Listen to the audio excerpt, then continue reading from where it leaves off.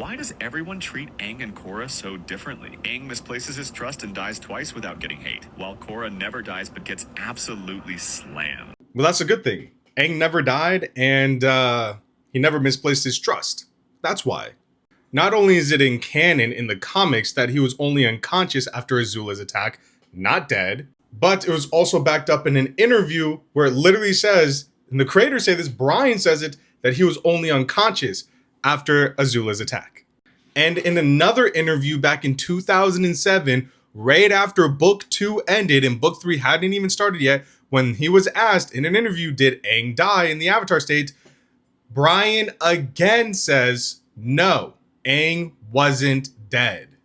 I mean, I could show the other 5 canon sources saying he never died, but this should be enough. As for trusting Tagga, but there's nothing out there. There's an island.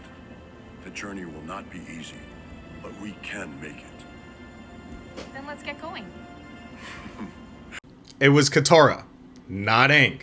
How many more videos am I gonna have to make proving it was Katara who blindly trusted Tagga, not Aang?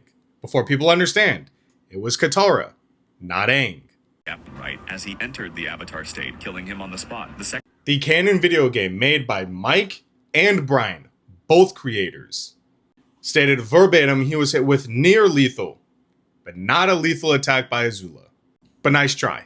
Second time in the latest movie was Wilder. Driven by his obsession to rebuild the Air Nation, he feuded with old friends just to trust Tagga, a villain he knew for a single day. Yeah, if you actually watch this scene, Katara and Aang are not arguing, I can't believe you trusted Tagga, you need to come help us, what are you trusting Tagga over us for? And he goes, no, I have to trust Tagga. That's not how the conversation ever goes. King, I was clearing the tornadoes to make a path. the ship almost crashed, Aang. We could have died. And what if you got yourself killed? You're the Avatar. This is too risky. We need to turn back. Literally, her being upset had nothing to do with Tagga. It had nothing to do with trusting Tagga. It had everything to do with Aang literally protecting his friends, and Katara was mad about it. I'll say this again. She was mad that Aang went in front of the ship and literally broke apart tornadoes with Tagga so that the ship was not torn apart. If they didn't do it, that ship was being torn apart. And that is what she was mad about. Nothing about Tagga. Her biological uncle, Unalaq, which makes way more sense than Aang trusting a stranger. Yet she is widely branded as the worst Avatar in history. Watched her uncle invade another nation.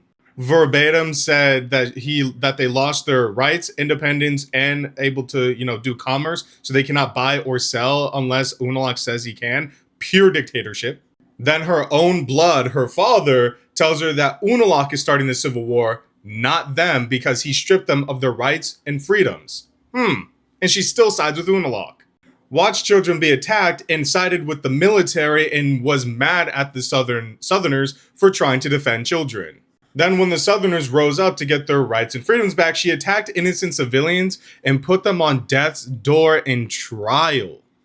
Imagine you are literally fighting for your homeland because your rights and freedoms were stripped away, and Korra, the Avatar, comes in, beats you up as an innocent civilian, literally puts you on trial, and almost has you murdered because you were trying to get your home back from a foreign invader. She would have loved World War II. She would have 100% sided with Germany and been like, defeating every innocent civilian that was trying to fight for their freedom. She would have hated every single person who was not, for Germany. That is what Korra did. And she did not care. Unalaq forcefully ripped the light spirit Rava out of Korra and smashed her to pieces. This permanently severed Korra's connection to past lives, meaning avatars like Aang, Roku, and Kyoshi could never manifest again. For the audience who grew up with Aang, this was unacceptable. Aang's failures were fatal, but both cycles were saved by Katara's revival abilities. He caused no permanent damage to the lore's lineage. Yes, and that is the biggest difference. Aang almost died and Katara saved him. That is fine. There's nothing wrong with that. Just as when Korra had almost died multiple times, no one gave her flack. When she literally almost lost the Avatar state 3 times in the series, more than 3 times, but that's besides the point. But I only bring up the 3 times that it does happen. and she needs spirit water to literally live, no one gives her flack for that. I was the one who started it. Because I was like, okay, if you're going to continuously bring up this whole spirit water thing, saving Aang, then I'm going to do the same for Korra. Back in book 2, after she got Rava ripped out of her, she died with along with the rest of her friends, and they were revived with spirit water. Let's also not forget in book 2 as well, when her avatar spirit was literally corrupted because she fought a spirit, and literally she needed spirit water to survive and heal her avatar spirit. Let's also not forget that in this scene right here, it was literally stated that she died, that the Red Lotus had accomplished their goal in killing the Avatar. And then after Korra dying, getting all of that metal out, literally brought her back. Somehow it did it, but it did. And ever since last year in 2025 of February, when the Seven Havens announcement was first made, not a single time has an Aang stan or a Korra stan or an Aang fan ever used these instances of Korra almost dying in the Avatar state, dying literally multiple times, even in the Avatar state, and it's straight up said that it happened. Not a single time have they ever used that to attack Korra's character and say she is a bad person. But now I was the one who started using these instances to actually show that Korra is not a good character, because if they're going to use that against Aang, we will use that against her. Even though Aang actually never died, because in every instance it is straight out and flat out stated in canon, even by Mike and Brian in multiple interviews, Aang never died. Also, it shows that you guys don't even know this series because it's stated verbatim, once an avatar dies in the avatar state, the lineage is gone. So gone that it's actually what Korra did. You're not connected to your past lives. Spirit water does not bring the past lives back. How do we know this? Because when Kaya used spirit water on Korra, she did not gain the reconnection of her past lives.